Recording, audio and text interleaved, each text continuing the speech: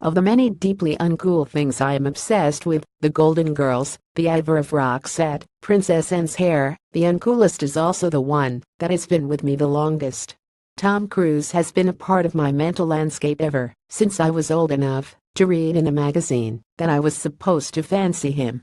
I was alive in the 80s, and, as strange as this is now to think about, what with his deeply unsexy obsession since with Thetans, back then he was very much pitched as Mr. Sexy. Which is even stranger when you think that Cruise didn't even grow into his face for another decade back in Risky Business and The Outsiders. He looked vague and doughy next to his costers, particularly the Adonis, that was the young Rob Lowe.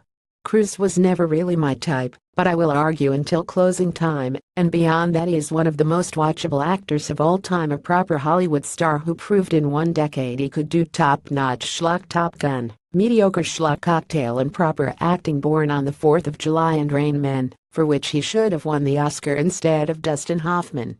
It's been fascinating to watch Cruise's career since then, partly because of what his choice of role says about him. There was his dramatic period in the 90s, when he made relentless Oscar bids, peaking with Magnolia, and then, when that failed, his huffy retreat into decreasingly memorable action movies. He also stopped aging, or rather, his aging process took the shape of not actually growing older, but increasingly resembling Sandy Toksvig. And that too has been fascinating in its way to watch. But I'm also interested in Cruise because of what he reveals about what audiences will accept in their stars. Now, all celebrities are a bit weird, so when one is known for being weird even for a celebrity, you know they are probably crossing over from adorably eccentric to actually quite scary. It's been known for a while that Cruise crossed that line when he started whinging on about Scientology. But it is genuinely interesting how people just shrug off stories of his troubling relationships with women.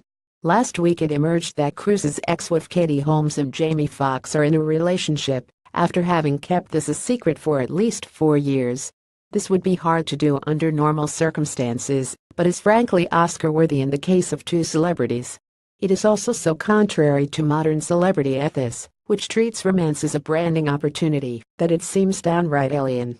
By contrast, Holmes and Fox waited to reveal their relationship until almost 5 years to the day that she got divorced from Cruise, and it is being widely reported that this is because, in order to secure a quick divorce, Holmes had to agree to not date anyone publicly for half a decade.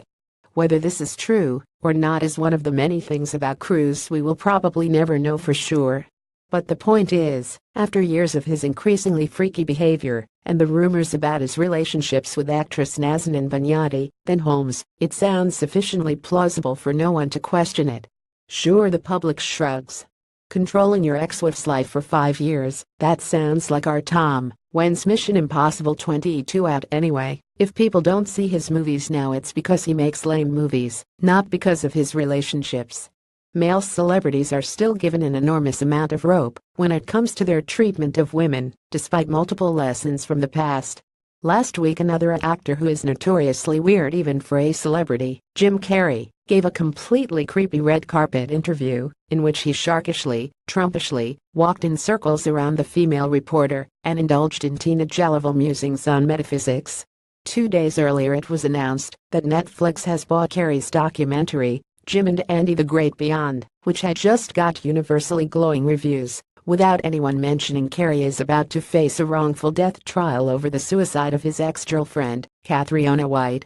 Carrey has denied all the allegations and has tried to stop the trial by initially insisting White's bereaved mother pay a $372,000 bond. Ace Ventura was a long time ago, people. Actors are now regularly criticized if they sign on to a Woody Allen movie because accusations of child molestation, even if deemed inconclusive by a judge 25 years ago, are too much. But suggestions of creepy controlling behavior around women are, apparently, still fine. From Howard Hughes onwards, this has always been the celebrity way.